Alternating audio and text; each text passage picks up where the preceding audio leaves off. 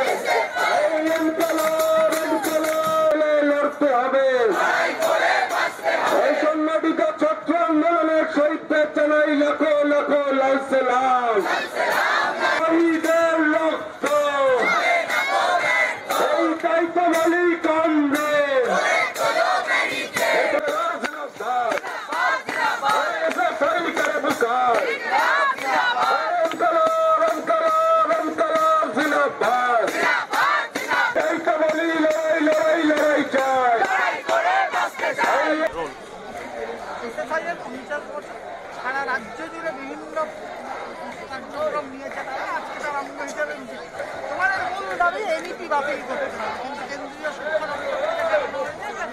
এই শিক্ষানীতি সাধারণ ছাত্রছাত্রীদের জন্য অত্যন্ত কার্যকরী ভূমিকা নেবে এবং সেই ব্যাপারে কেন্দ্রীয় সরকার চিন্তা ভাবনা করবে। তোমাদের এই নিয়ে কি বক্তব্য?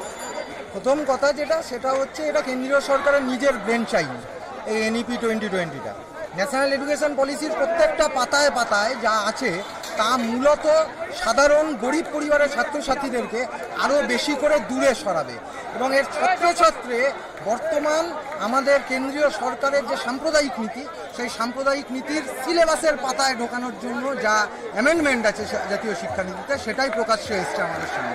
তাই তীব্রভাবে এই জাতীয় শিক্ষানীতির আমরা বিরোধিতা করছি। আমরা দায়িত্বশীল ছাত্র সংগঠন, ফলত ভারতের মতন দেশে জাতীয় শিক্ষানীতি চাই না এটা আমরা বলছি না, কিন্তু আমরা বলছি যে জাতীয় শিক্ষানীতি কমিউনালিজমকে প্রজেক্ট করে, যে জাতীয় শিক্ষানীতি প্রাইভেটাইজেশনকে প্রজেক্ট করে, সেই জাতীয় শিক্ষানীতির তীব্র বিরোধিতা আমরা করব এবং অল্টারনেটিভ এডুকেশন পলিসি সেটা যেটা এসএফআই কয়েকদিন আগে আমাদের কেন্দ্রীয় সরকার এবং রাজ্য সরকারের হাতে তুলে দিয়েছে, সেই আমাদের প্রজেক্ট যেটা সেইটা যাতে অবিলম্বে চালু করা যায় তার জন্য আমরা সওয়াল করব।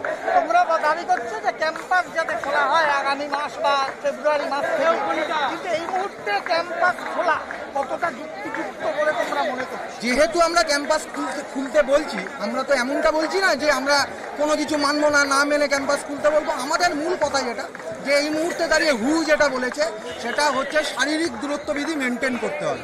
ফলত শারীরিক দূরত্ববিধি মেনটেন করেই প্রপার হাইজেনিক ওয়েতে ক্যাম্পাস খুলতে হবে, এক। এবং দুই, ক্যাম্পাস না খুলিয়ে যে ডিজিটাল ডিভাইড কারণ আমাদের ভারতবর্ষে প্রায় 90% সাধারণ ছাত্রছাত্রী আছে যারা ইন্টারনেট ফেসিলিটির বাইরে। এই ডিজিটাল ডিভাইডের মাধ্যমে তারা আরও বেশি দূরে সরে যাচ্ছে। ফেস টু ফেস ক্লাসরুমের কোনো বিকল্প থাকতে পারে না। সেই কারণে আমরা বলছি অবিলম্বে শারীরিক দূরত্ববিধি মেনে কলেজ বিশ্ববিদ্যালয়ের ক্লাসরুম খুলতে হবে।